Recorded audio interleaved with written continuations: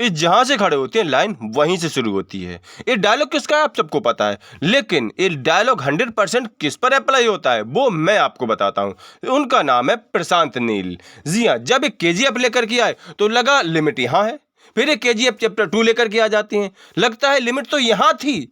अब 5 साल बाद फिर से आ गए सलार लेकर के, अब समझ में आ रहा है भाई से लिमिट यहां थी। तो साथियों, स्वागत है आप लोगों का सलार के रिव्यू एपिसोड में। लेकिन वीडियो शुरू करने से पहले आप लोगों से एक छोटी सी अपील है, भाई लोगों चैनल को सब्सक्राइब कर लीजिए यार, और वीडियो पसंद आने पर लाइक शेयर भी दबा देना। तो करते हैं वीडियो का शुभारंभ। सलार देखने गए ज्यादातर लोगों को एक चीज सबसे पहले देखनी थी कि इसका केजीएफ से क्या कनेक्शन है, और मूवी देखने के बाद तुरंत कई सारे यूट्यूबर्स ने एक बात डाल दी है कि केजीएफ चैप्टर 2 से थोड़ी सी 19 है। तो भाई लोगों, मैं एक बात कहूंगा कि आपने थोड़ी सी जल्दबाजी कर दी है। जी हां, सलार मूवी सिर्फ एक बार देखने से समझ में आने वाला सिनेमा नहीं है। इसे पूरी तरह समझने के लिए आपको दोबारा देखना पड़ेगा। और एक बात मैं आपको पूरी तरह से श्योर करके बता रहा हूं कि सलार की रिलीज के कुछ दिन होने दीजिए, ये मूवी केजीएफ चैप्टर 2 से 21 साबित होने वाली है, क्योंकि ये मूवी इसी तरह से बनाई गई है। यह आधुनिक युग का महाभारत है, और महाभारत कितना जटिल है,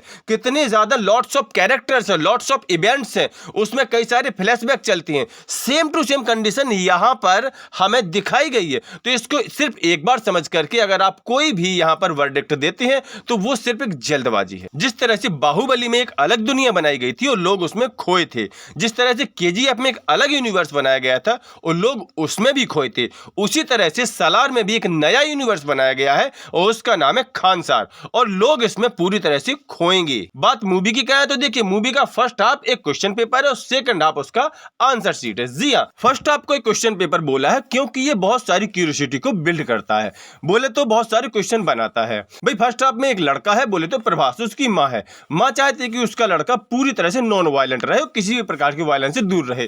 क्यों? एक क्वेश्चन है। इसी कहानी में ट्विस्ट आता है, एक लड़की आती है अमेरिका से, उसको कुछ दुश्मन मानना चाहते हैं, बोले क्यों? एक और क्वेश्चन है। उस लड़की को बचाने के चक्कर में घटनाक्रम में शामिल हो जाते हैं प्रभास जी, क्यों? वो भी एक क्वेश्चन है। कुल मिलाकर के यहां से कहानी बनती है। बहुत सारे यहां पर क्यों आपके दिमाग में आएंगे, लेकिन ये क्यों आपको परेशान नहीं करेंगे बल्कि बहुत ज्यादा अट्रैक्ट करेंगे। और सेकंड हाफ में फिर इन सभी के आपको आंसर मिलेंगे। सेकंड हाफ में खानसार का खुलासा होता है। खानसार में हम पहुंचते हैं और बहुत सारी चीजें एकदम से सामने आ जाती हैं। एक ऐसी पॉलिटिक्स, खानसार में कुछ कबीले हैं जो आपस में बादशाहत के लिए लड़ते रहते हैं। यहाँ पर कंस्पिरेसी है, टेक्नोलॉजी है, बहुत सारे गोला बारूद है, वेपन्स हैं और बहुत सारी हिंसा है। कुल मिलाकर के इसमें प्रभास शामिल होते हैं, हिंसा करते हैं और इतनी जबरदस्त एक्शन के साथ करते हैं कि हमें केजीएफ चैप्टर 2 भी अब इसके सामने थोड़ा सा बौना लगता है। लेकिन चूंकि वो अपने आप में एक आइकॉनिक मूवी बन गई, तो अभी पहली बार देखने से हमें ऐसा लगता है कि शायद यस भैया हमारे आइकन है। लेकिन जब इस मूवी को कुछ और समय बीतेगा, जब और क्रिटिक्स लोग इसके बारे में बात करेंगे, आपके नजर में भी ये थोड़ी और चढ़ेगी, तब हमें समझ में आ जाएगा कि एक केजीएफ चैप्टर 2 जैसा एक आइकॉनिक सिनेमा बन चुका है। कई सारे लोग इसको प्रभास का कमबैक कह रहे हैं। आदि पुरुष जैसे उनके डिजास्टर के बाद इसको कमबैक कहना पूरी तरह से गलत है। भाई साहब, टेक्नोलॉजी का जमाना है, यहाँ कमबैक नहीं होता, यहाँ नया जनरेट होता है। तो ये प्रभास 2.0 है, और इस प्रभास 2.0 को बनाने के लिए भाई साहब आदि पुरुष वाले प्रभास ने 0 से 100 तक का सफर किया है। सलार में प्रभास में गलतियां ढूंढना लगभग इम्पॉसिबल टास्क है।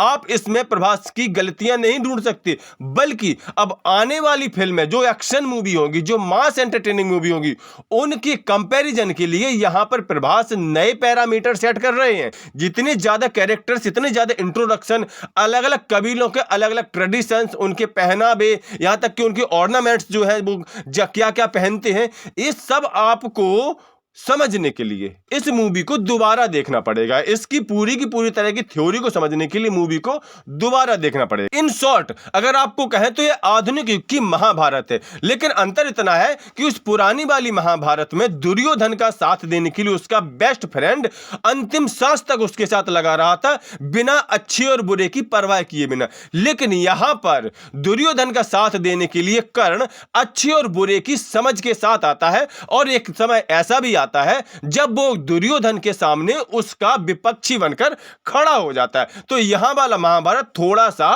डिफरेंट है। इसके सेकंड हाफ में देखते हैं, इसके जो फ्लैशबैक में, तो बहुत सारी चीजें हैं जस्ट लाइक महाभारत। अगर बात हम अन्य पक्षों की करें, जैसे बीजीएम की करें, तो देखिए यहाँ पर रवि बसरूर साहब है, उन पर शंका नहीं की जाती है, पाप लगता है।